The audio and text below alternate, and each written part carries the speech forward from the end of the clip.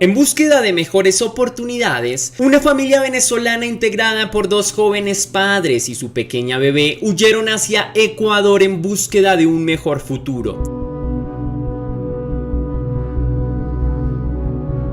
Se trataba de Andreina Bermúdez Milán, su esposo Leonardo Salazar Lacorte y la pequeña Paula Andrea Salazar. Inicialmente la familia llegó a la ciudad de Quito en el año 2016. Rentaron un pequeño departamento. Sin embargo, para Leonardo las cosas no fueron fáciles. Muchas oportunidades laborales le fueron negadas debido a una incapacidad en el brazo izquierdo como consecuencia de un accidente en moto. Leonardo se dedicaba a las ventas ambulantes para sostener a su familia. Infortunadamente, la economía no marchaba bien y la situación terminó con una separación. Es en este momento que comienza un viacrucis para el integrante más vulnerable de esta familia, la pequeña Andrea, quien fue arrancada de los brazos de su padre porque su progenitora Andreina así lo dispuso. Es entonces que por decisión unilateral Andreina se muda a Cuenca llevándose a su hija. Quiero decir antes que creo que es admirable por parte de la mujer el hecho de no separarse de su pequeña, y aprovecho este momento para agradecer el amor y la responsabilidad de las madres o de los padres que por alguna circunstancia asumen con entereza el doble rol y logran sacar avante a su familia. Merecen toda mi admiración y respeto. Por otro lado, Leonardo no tuvo otro camino que regresar a su país natal, Venezuela, y tiempo después emigrar a Trinidad Tobago. Aunque Leonardo no pretendió en ningún momento separarse y mucho menos olvidarse de su pequeña hija. Al parecer, Andreina lo bloqueó en todas las redes sociales y número telefónico. En mi opinión, este fue el primer abuso que la mujer cometió contra su propia hija. Una pequeña que por su corta edad no entendió lo que ocurrió con su familia.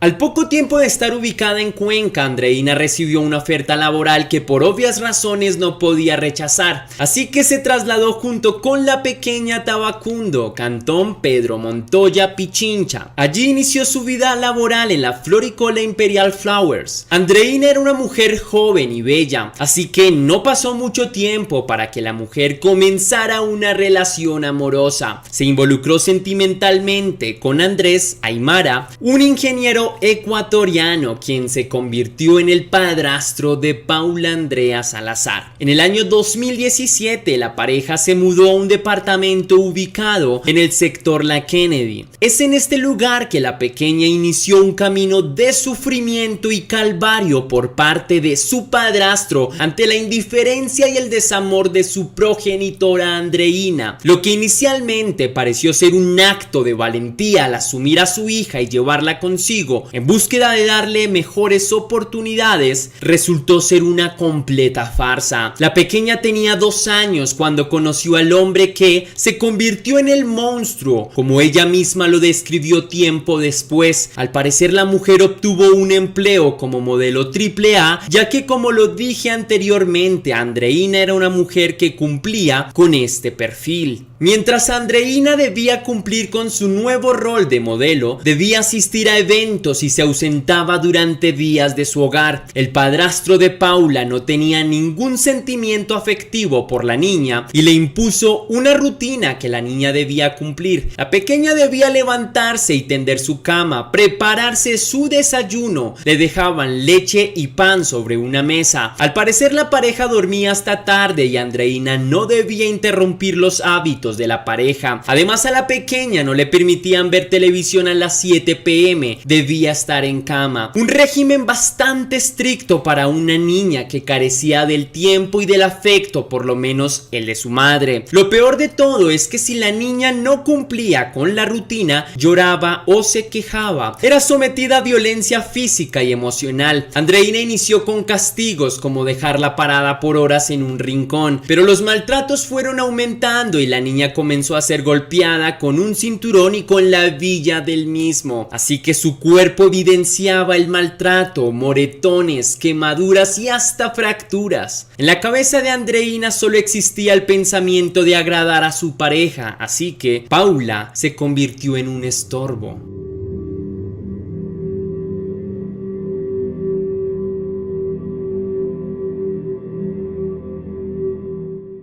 La pequeña Paula fue inscrita en el Centro Santa Marianita de Jesús durante el segundo semestre del 2018. Indiscutiblemente para Paula Andrea, el ingreso al colegio significó un escape a un mundo de maltrato y de dolor. Esta era la oportunidad para que la pequeña tuviera la posibilidad de interactuar con otros niños de su edad y el espacio perfecto para desarrollar sus habilidades académicas. Sin embargo, en cuestión de días, sus docentes notaron que algo no andaba bien con la niña. La niña no lograba socializar como lo haría un niño en desarrollo normal. La pequeña era muy callada y siempre estaba muy quieta. No lograba integrarse y desarrollar actividades lúdicas y colaborativas con otros niños. Esa actitud evidenciaba que se trataba de una niña solitaria y aislada. Realmente lo que las docentes percibieron era la punta del iceberg. Con el paso de los días notaron algo mucho más alarmante. La niña presentaba marcas de golpes en su cuerpo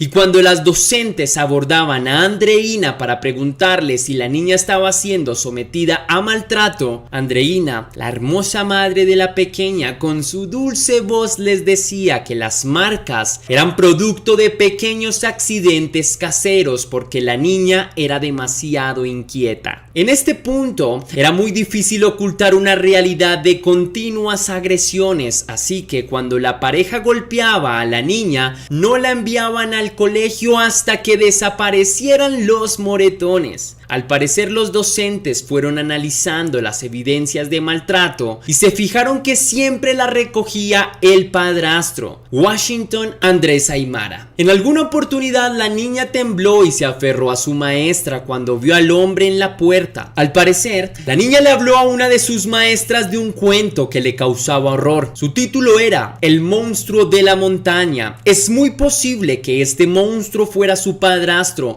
Sin embargo, por temor a que se descubriera lo que realmente sucedía con la niña, fue retirada en diciembre del 2018 de esta institución.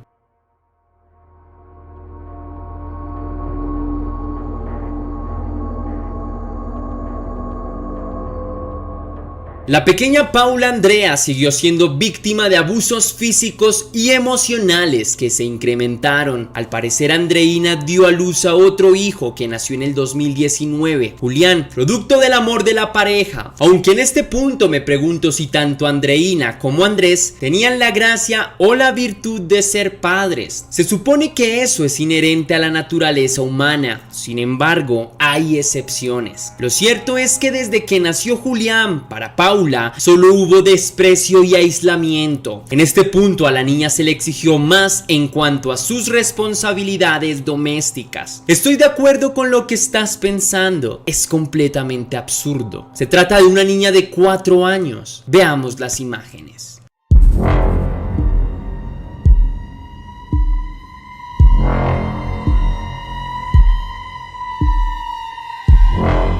Retomando lo que sucedió al interior de la escuela, es que las maestras también observaron los continuos moretones en el cuerpo de la niña. El 16 de octubre la pequeña fue remitida desde la entidad educativa al centro de salud de Tabacundo. Ese día la niña presentaba moretones en su rostro y no podía caminar. De inmediato se activó la alerta de maltrato físico y fue remitida a la DINAPEN, Dirección Especializada para Niños y Adolescentes. En este punto el informe médico fue una dolorosa revelación. La niña presentaba anemia, baja talla y peso y presentó múltiples lesiones traumáticas. De inmediato, la DINAPEN ordenó entregar a la niña a su tío materno, Emilio Bermúdez, y a su pareja Mayerlin Hidrogo. Al parecer la niña dormía en casa de su tío, pero quien llevaba a la niña a la escuela era su padrastro. Se supo que la pequeña le dijo a Mayerlin que su padrastro le había quemado su oreja oreja izquierda con fósforos y que ella le tenía mucho miedo. Sin embargo, la pequeña Paula gritaba a voces su drama en el desierto. Nadie le prestó atención, ni mucho menos nadie le prestó ayuda.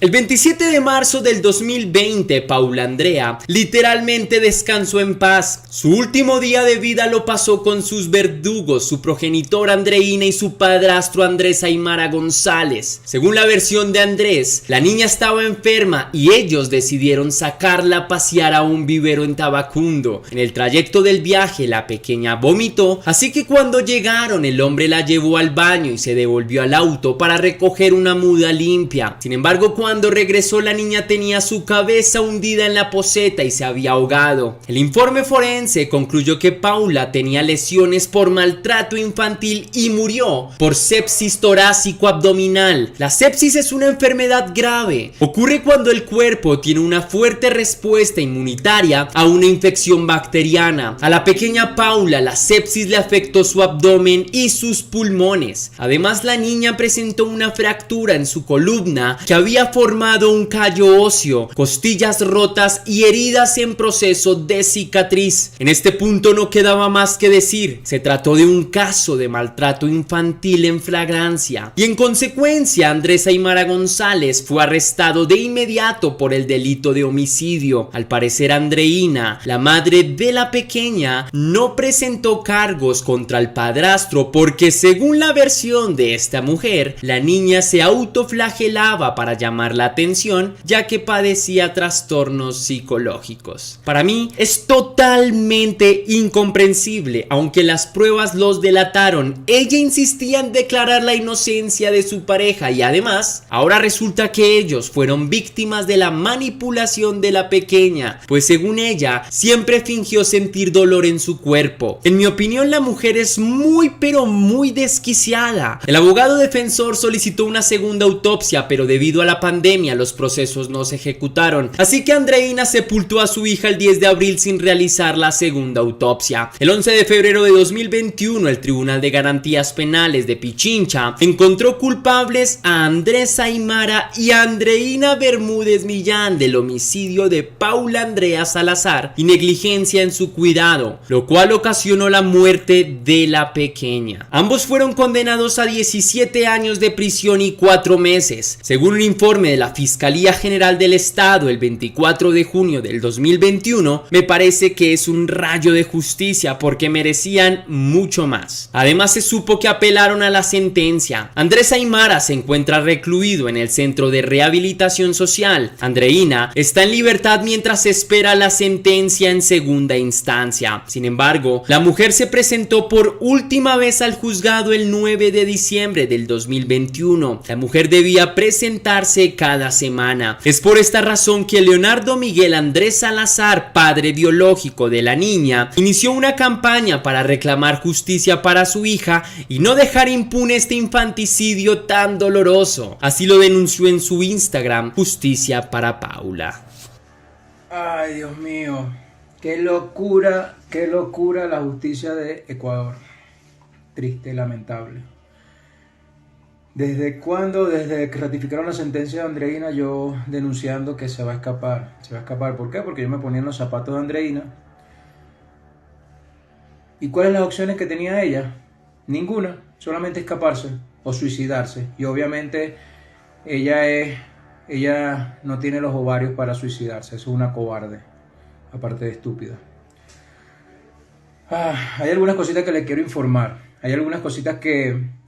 Bueno, lo primero es, mi gente, que de verdad les agradezco mucho este último post que se subió. Lleva pocas horas y ya va casi 5,000 likes. Necesitamos que esto se haga tendencia, necesitamos que Andreina aparezca. Les recuerdo que Andreina está desaparecida, está sin presentarse desde el 9 de diciembre. El 9 de diciembre fue la última vez que yo pude confirmar que Andreina se presentó.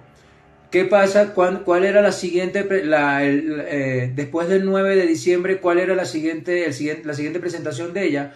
El 17 de diciembre, o sea, una vez por semana se presentaba ella. Yo todas las semanas iba a verificar que ella se estuviera presentando. A mí la funcionaria, y tengo las pruebas, tengo una conversación de WhatsApp donde a mí me preguntan, de aquí del consultorio del doctor Osvaldo, me preguntan si ya yo verifiqué la presentación del 17 de diciembre. Y yo les digo a los doctores aquí por WhatsApp, les digo, sí doctor, tranquilo, ya la funcionaria me dijo que Andreina se vino a presentar. Obviamente me mantuvo así, después empezó lo del COVID a finales de diciembre y me mantuvo embusteando, o sea, me mantuvo ahí con que si el COVID, que si se presentó, que si vino, pero que no se han podido pasar mucho los reportes porque con todo lo del COVID en el complejo, total es que me mantuvo así hasta que, coño, venga, no me ha dado fe en realidad o sea, un papel que mira como me lo enseñaba los reportes donde Andreina se presentaba. Hasta el lunes que presionamos más y le dije que de qué manera yo tenía que hacer para que ella me diera los reportes a mí de Andreina, porque llevan casi 2 meses. ¿Que a dónde vamos? O sea, ¿cuál es el tribunal? ¿Cuál es el procedimiento? Bueno, total es que ahí sí me dijo, no, que yo te iba a decir, tú sabes que por lo del COVID no pude pasar los reportes, pero ahorita revisando, Andreina no se presenta desde el 9 de diciembre. Mano, yo me iba a caer para atrás. O sea, yo quedé frío ahí, eso fue un balde de agua fría.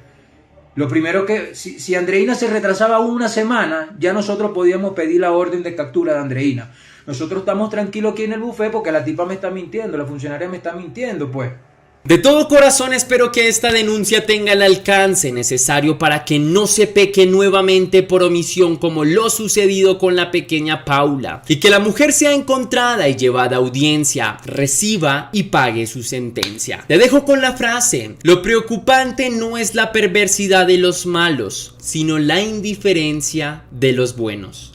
Ojo, porque el primero de la banda va a cumplir 16 años, según él, y el segundo de la banda, el homosexual, Luis Quispe, tiene 16, 2 meses, es decir, que los 2 menores comandaban la banda. Él es el único culpable que hace todos estos asesinatos. Si él no siente tristeza, nada. Está contento. Es toda la verdad, y como dicen mis compañeros, yo asesiné, yo maté.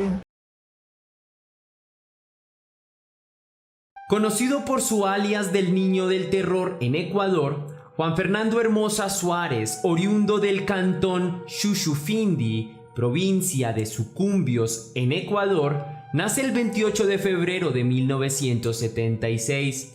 Al poco tiempo de su natalicio, su familia se mudaría a Clemente Vaquerizo, en la ciudad de Babahoyo, donde crecería relativamente solo en su nuevo hogar. Descuidado por sus padres, el señor Rafael Olivio Hermosa Fonseca, y su señora Zoila Amada Suárez Mejía, con quienes viviría en un barrio al norte de la ciudad, en Quito.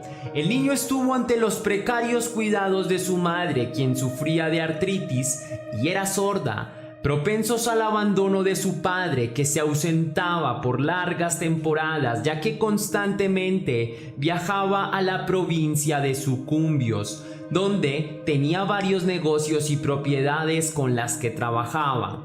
Juan Fernando Hermosa poco a poco fue creciendo, haciéndose amigo de las calles, mientras sus despreocupados padres lo ignoraban, jugando hasta altas horas de la noche, recorriendo su barrio, entablando amistades peligrosas de las que aprendería costumbres malsanas. Juan Fernando Hermosa Suárez fue alejándose de a poco de su familia, prefiriendo a sus compinches de la cuadra, con quienes planeaba travesuras y crímenes, robando a incautos forasteros y peleando con la policía, buscando experiencias marginales diferentes a las del hogar. Fue destacando como animal peligroso desde muy joven, con un gran prontuario de detenciones, entradas y salidas de calabozos. Un joven al que era común ver con golpes y cicatrices en su piel, que había cambiado sus juguetes por armas de fuego y navajas afiladas. A la edad de 15 años, lideraba su propia pandilla de jóvenes delincuentes, amigos que había hecho en la calle, enseñándoles a pelear y robar, teniendo a su mando a más de 10 jóvenes con edades similares a la suya, todos ellos menores de 18 años. Los jóvenes, niños en algunos casos, frecuentaban la zona de juegos de video desde temprano, donde pasaban toda la noche riendo entre ellos e insertando monedas en las máquinas hasta cansarse, golpeándola fuerte y diciendo groserías, intimidando a los transeúntes. Luego delinquen un rato por el centro, antes y después del almuerzo hasta el anochecer, donde nuevamente se reúnen en los bares del sector La Marín, en el centro de Quito, para emborracharse hasta vomitar. Pocos sospechan que son tan solo unos niños detrás de la apariencia de maleantes. Los pandilleros acuden a bares y discotecas en Puente Guambra, cerca de la Universidad Central. Algunos de los jóvenes son viejos clientes y conocidos del lugar, aceptados porque gastan el dinero de sus delitos, cuantiosas sumas en efectivo, sin mesura en estos establecimientos hasta quedar sin nada, a pesar de no tener la mayoría de edad ni la licencia para entrar con las meretrices. La pandilla entra y sale como clientes exclusivos de varios establecimientos para adultos, donde no son bienvenidos, forman peleas o amenazan a los guardias con cuchillos. Tarde en la noche, cuando salen embriagados a sus casas, es mejor no encontrárselos en el camino, pues cuando todos duermen, suelen golpear a transeúntes hasta cansarse, dejándolos sangrando en la carretera gravemente heridos. El 22 de noviembre de 1991, Juan Fernando Hermosa Suárez, junto a otros 4 integrantes de su pandilla, luego de tomar algunos tragos y salir de una discoteca tarde en la madrugada, abordarían un taxi elegante de la línea San Remo en la avenida 10 de agosto. Los jóvenes durante el viaje actúan sospechosos frente al conductor, quien decide no llevarlos más y les obliga a bajar del vehículo. Es durante el camino, antes de que el taxista logre estacionar por completo, cuando Juan Fernando Hermosa saca una pistola 9 milímetros y con el arma dispara varias veces en la cabeza del conductor. Luego de advertirle que no debía moverse, el taxista muere enseguida tras los disparos, tratando de defenderse.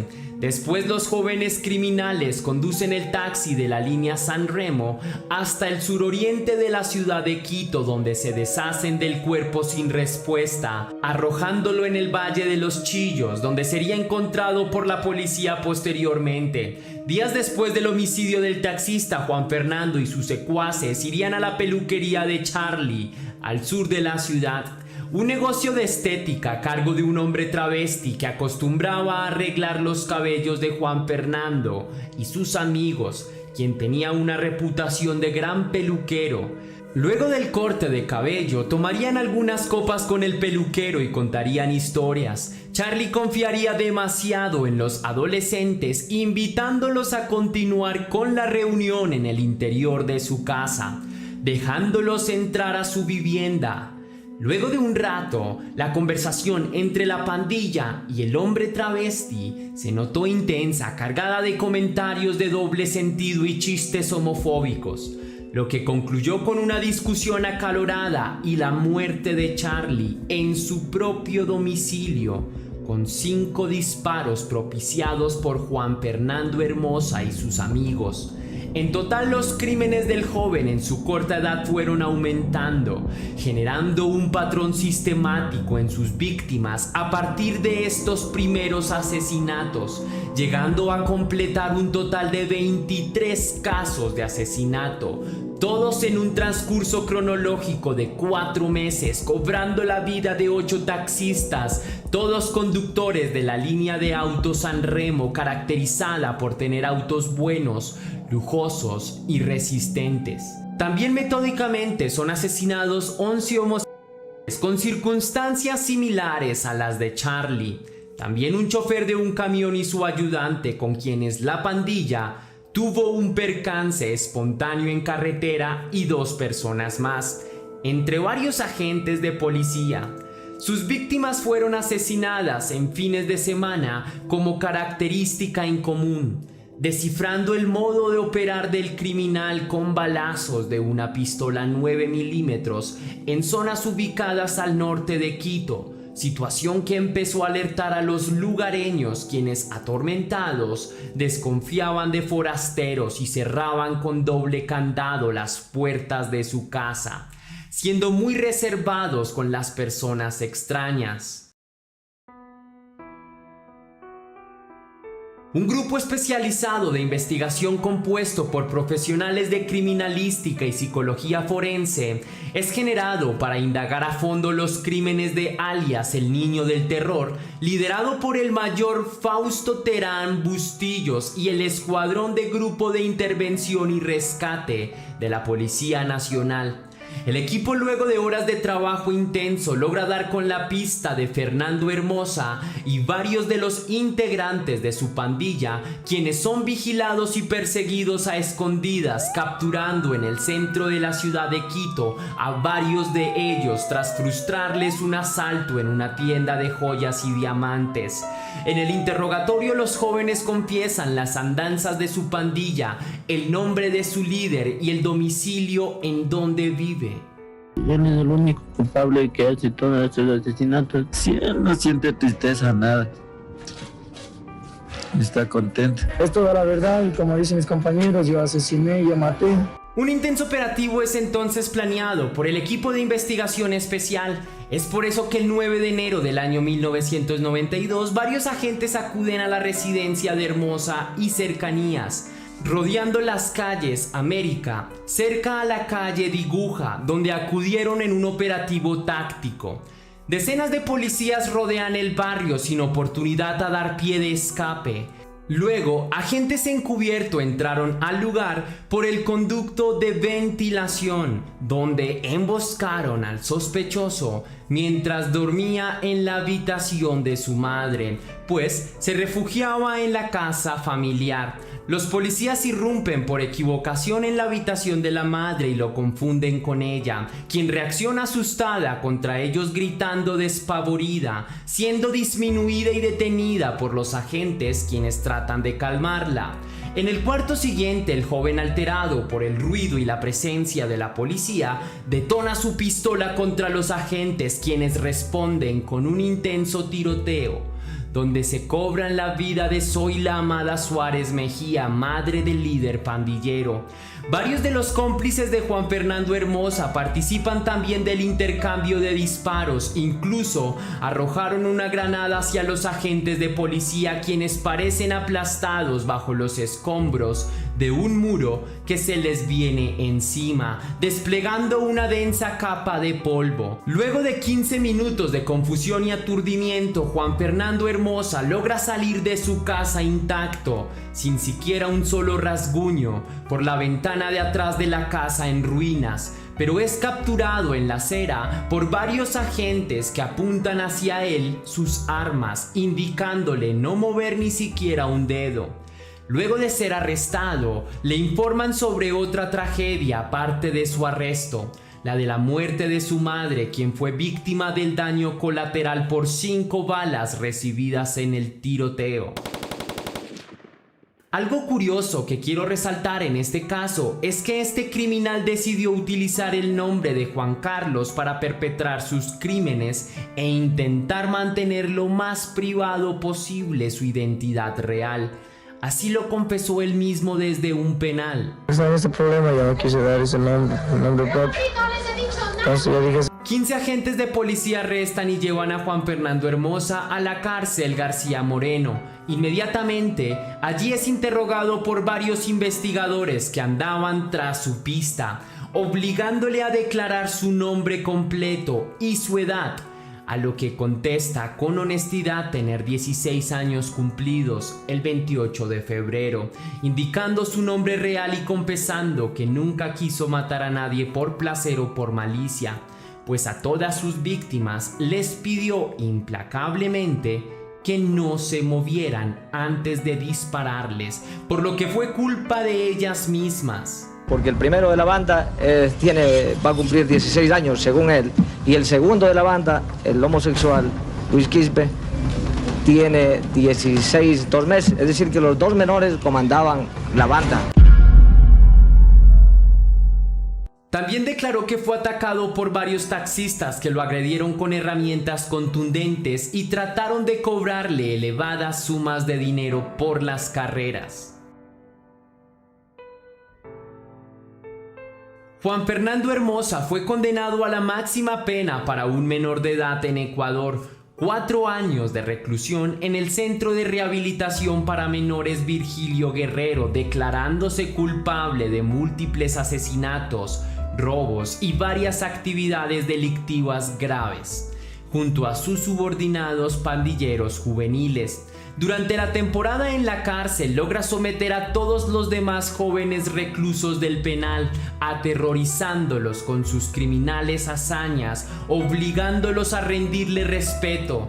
Luego de unos meses se vuelve líder del patio completo y toma las decisiones clandestinas en la cárcel donde está recluido, adquiriendo gran temor y poder entre los demás reclusos. Su influencia en el penal para menores llega a ser tanta que persuade a su novia y algunos guardas para lograr colar en la cárcel un arma de fuego con la que planearía un sofisticado motín. En 1993, un día de improviso y sin aviso, asesina de 5 disparos a un guardia de seguridad, amotinándose enseguida con otros reos del penal, escapando junto a otros 10 prisioneros lozanos, algunos parte de su pandilla. En su fuga de la cárcel llega a la frontera colombiana, donde se cola al país vecino, evadiendo a las autoridades de su país, aunque con varios carteles de búsqueda a su nombre que han llegado a los oídos internacionales.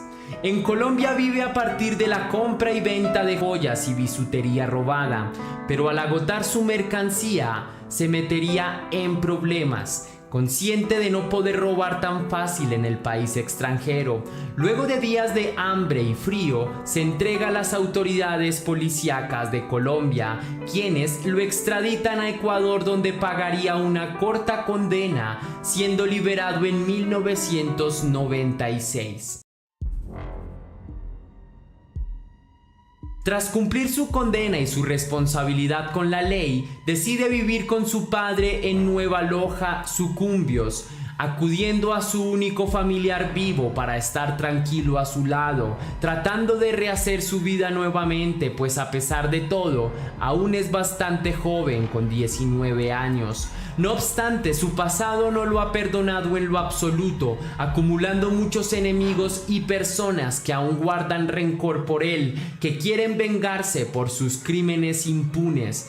Para su cumpleaños número 20, el 28 de febrero de 1996, Juan Fernando Hermosa fue abordado incauto por 5 encapuchados armados que lo emboscaron y detuvieron, golpeándolo entre todos con extrema violencia hasta dejarlo en el suelo a las orillas del río Aguarico.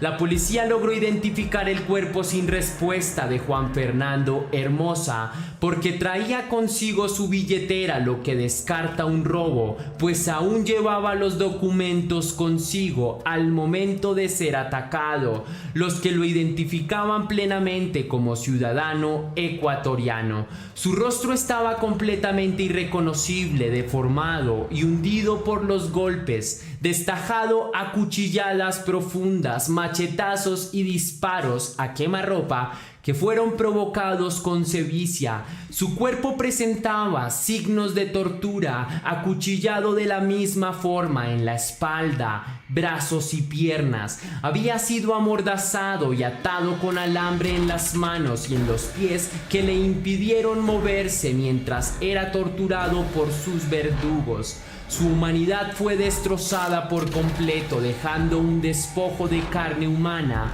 a lo que un día fue un hombre joven.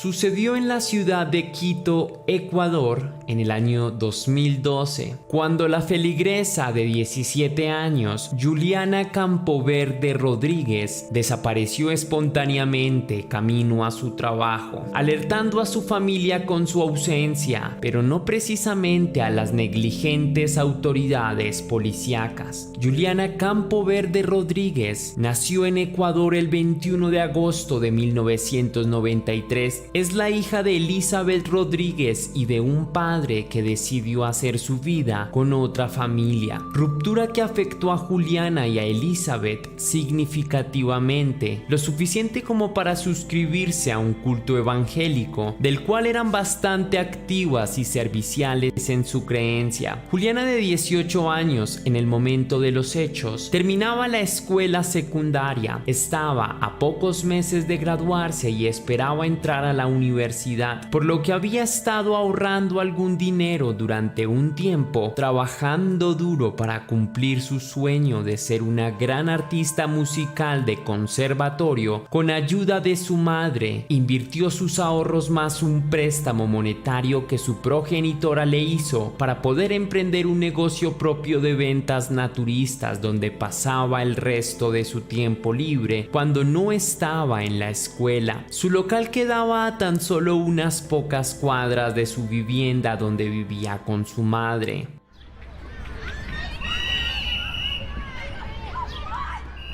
El 7 de julio del año 2012, Juliana Campoverde se levantaría temprano como de costumbre junto a su madre para desayunar e ir a trabajar juntas. Siendo las 9 de la mañana, luego de prepararse para sus jornadas laborales, las dos mujeres caminan hasta una gasolinera cercana a un par de cuadras de su casa. Luego cogen rumbos distintos, caminos a sus respectivos trabajos, despidiéndose con un beso y un abrazo. 15 minutos después, Elizabeth Rodríguez recibe una llamada de su ex esposo, el padre Juliano, quien estaba en el puesto de trabajo de la joven en la tienda naturista, esperando encontrarse con ella. No había nadie en el lugar, ni siquiera estaba abierto, no había llegado nadie más que él. Lo raro del asunto es que había pasado bastante tiempo desde que madre e hija se despidieron, por lo que las sospechas sobre algo extraño sucediendo se hicieron mucho mayores. El padre decide inspeccionar la zona, pero no obtiene detalles sobre el posible paradero de su hija. Varias llamadas al teléfono de Juliana fueron marcadas, pero ninguna fue contestada. Luego de insistir varias veces timbrando a su celular, el aparato fue abruptamente desconectado. La familia personalmente trató de rastrearla con el paso de las horas, llamando a hospitales, casas de amigos y conocidos, incluso a la morgue, sin obtener ningún detalle sobre la joven cristiana. Ese mismo día, al anochecer, después de una intensa jornada de búsqueda y angustia, a las 7 p.m. los padres de Juliana recibirían un mensaje de texto bastante extraño, en donde la joven les acusaba de ser controladores y de querer huir. Indicaba que se iría muy lejos y que no quería ser perseguida o contactada por ellos, proclamando que quería escapar y cambiar de vida. No eran las palabras de Juliana realmente. Esto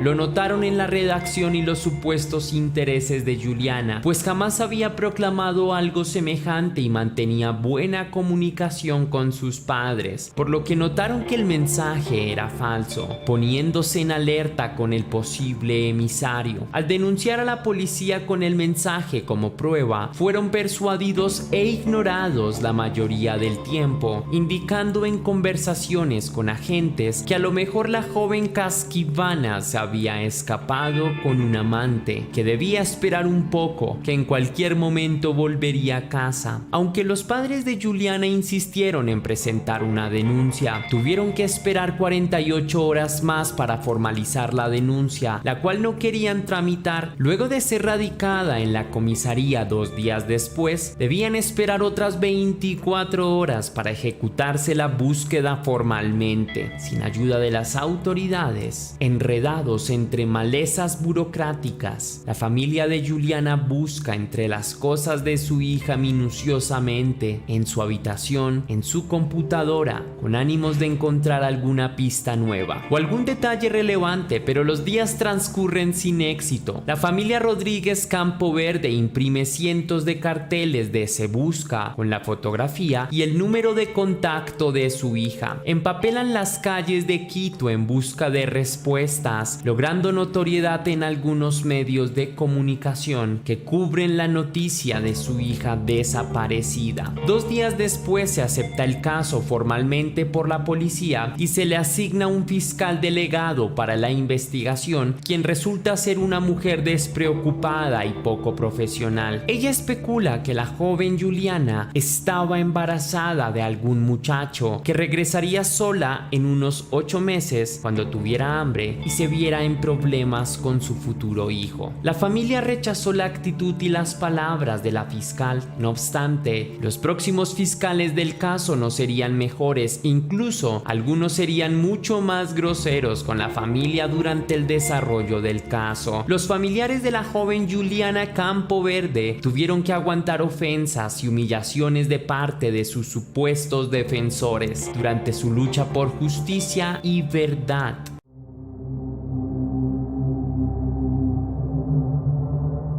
La familia de Juliana Campo Verde, tras la separación matrimonial cuando Juliana era solo una niña pequeña, representó un duro golpe emocional para todos, que solo logró sanarse al unirse madre e hija a una iglesia cristiana evangélica, volviéndose miembros fervientes de ella. Juliana particularmente estaba vinculada con la iglesia y las actividades en ella, participando todo el tiempo de las prestezas y ciclos de oración, asistiendo a un grupo de jóvenes cristianos liderado por el hijo del pastor del culto. Juliana básicamente creció en esa iglesia, pues estuvo suscrita desde muy pequeña en ella. No obstante, planeaba cambiar su vida luego de salir del colegio. Viajaría a la Argentina para estudiar música, conocer nuevas culturas y nuevas personas. Le cuenta con ánimos a sus amigos y a su guía espiritual, el pastor de su iglesia, y su hijo, líder del movimiento cristiano de jóvenes. Aunque la familia de Juliana respeta plenamente la decisión de su hija de estudiar música en el extranjero, la noticia no agradaría en lo absoluto al pastor y a su hijo, quien secretamente estaría enamorado de Juliana. Elizabeth y su hija abandonan la iglesia un mes después debido a la costosa membresía. Pedían demasiado dinero como diezmo. Además, el hijo del pastor empezó a mostrar un interés íntimo por Juliana, incomodándola cuando asistía al culto. En alguna ocasión Juliana hablaba con el pastor sobre su vida en Argentina, cómo esperaba aprender nuevas cosas, ver nuevos lugares, cuando es interrumpida por unas supuestas revelaciones. El pastor Jonathan Carrillo dice a Juliana que Dios le había anunciado que ella no debía viajar o algo terrible ocurriría. La joven, asustada con lo que dijo el pastor, quien además agregó que con el pasar de los tiempos ella debería contraer matrimonio con su hijo para ser una pareja cristiana ejemplar, que así lo había proclamado Dios a través de él y sus visiones. Juliana contó la anécdota a su madre, quien preocupada decidió abandonar la iglesia por completo, alejándose de ella y evitando volver al templo. Luego de casi 9 años de práctica y devoción constante, un mes después de salir de la iglesia, sucedería la extraña desaparición.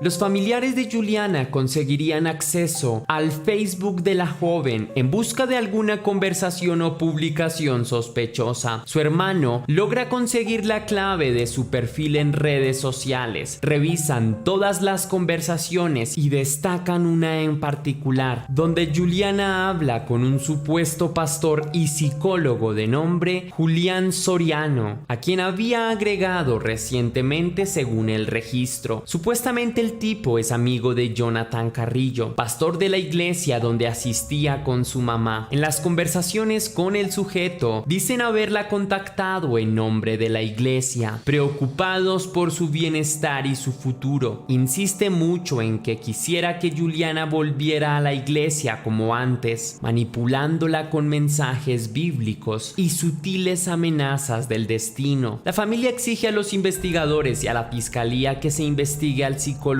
de internet y a los pastores de la iglesia evangélica, especialmente a Jonathan Carrillo, principal sospechoso para la familia, pero su solicitud sería impugnada, postergada de rechazo en rechazo hasta varios meses después. Luego de un tiempo de pelea judicial en estrados, tutelas y demandas, por fin se logra citar al pastor Jonathan Carrillo para dar su declaración ante el estrado. La declaración del pastor describe a Juliana como una joven adicta a las sustancias ilegales, con serios problemas mentales y una vida perniciosa, que se alejó de la iglesia con su madre, aunque trataron de ayudarlas por algún tiempo. Finalmente, en un gesto de clemencia, dejaron que se marcharan sin protestar más. El testimonio y la negligencia del Estado fue tan tremenda que la investigación se postergó por 4 años más. En el 2018, los familiares de Juliana aún seguían luchando para saber el paradero de su hija. Vieron entrevistas en noticieros, visitaron ciudades para empapelarlas con carteles, enviaron miles de mensajes por internet. 10 fiscales habían pasado por el caso hasta encontrar datos relevantes. Los primeros 6 no hicieron nada por generar avances en la investigación. Además, fueron déspotas y denigrantes con la familia de la víctima, a quienes acusaban de tener una hija perniciosa que por su propia cuenta desapareció un día. Una de las fiscales, al ser cristiana y evangélica simpatizante del culto, se negó rotundamente a investigar o considerar siquiera que el pastor Jonathan Carrillo fuera un posible criminal, por lo que, al contrario de lo que se esperaba, personalmente defendió al victimario a capa y espada. La familia se sentía sola, humillada y cansada, atrapados en la brecha legal de no ser una investigación formal, porque no había cuerpo ni señales de la víctima, sometidos a leyes truncadas y la indiferencia estatal. Siempre se caracterizaba por ser una jovencita muy responsable, muy cariñosa conmigo, con sus hermanos, responsable en el sentido en el trabajo, responsable en sus estudios.